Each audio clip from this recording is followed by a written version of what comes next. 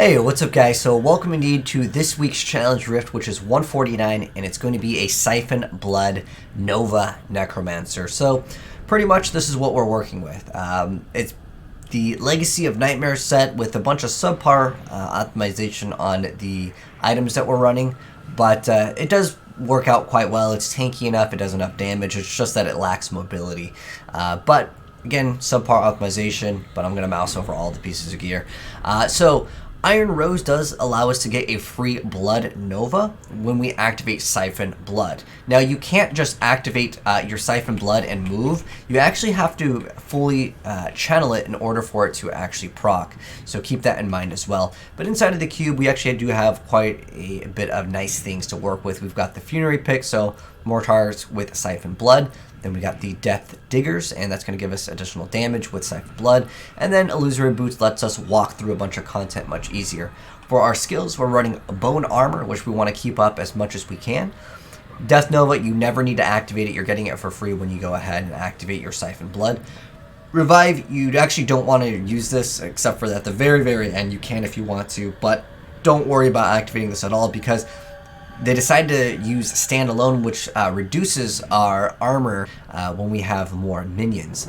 But you actually don't want it for that reason. You don't want it because you want all of the AI to target you, and then your Siphon Blood, which procs your free Novas. That will eliminate things much easier, and you don't have to worry about them targeting the other AI. This you can activate if you want to during elite packs, but it's pretty much unnecessary. Leech is completely unnecessary.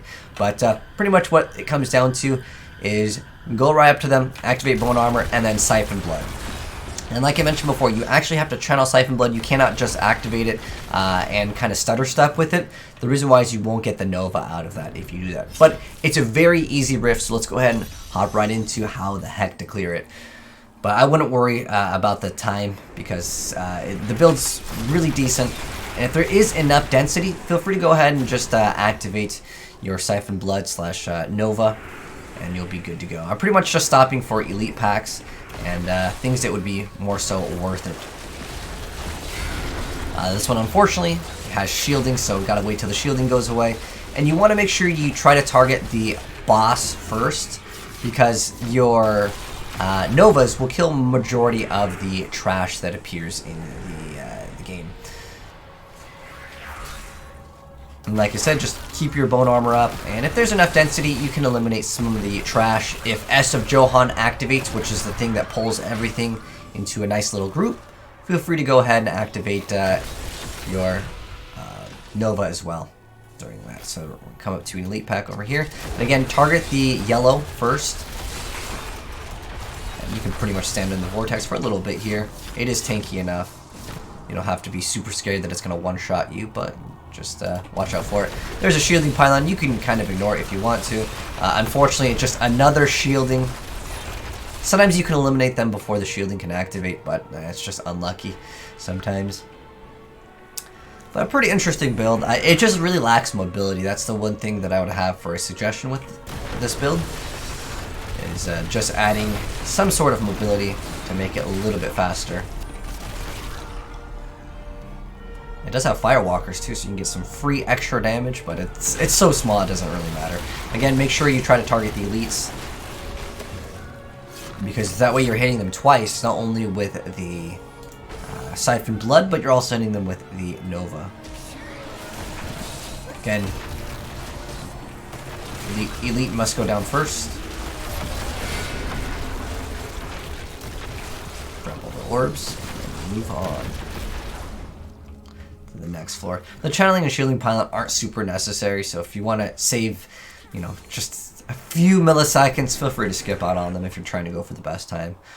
But I'm sure most of you guys probably watch these videos just to figure out how to complete them. But this one's fairly easy. Since it does have illusory boots, you can ignore most of the trash.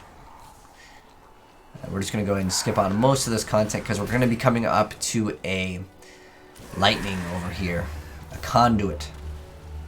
That's going to make things much easier, and pretty much once this is activated, you can go ahead and eliminate things much faster.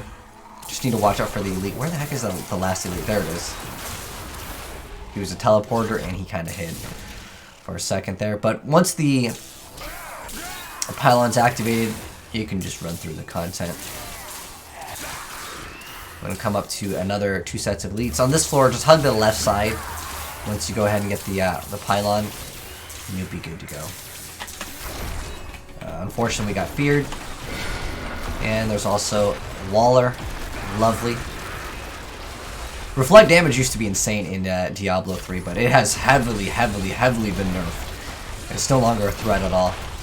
And there we go. We got a bunch of elites down right there.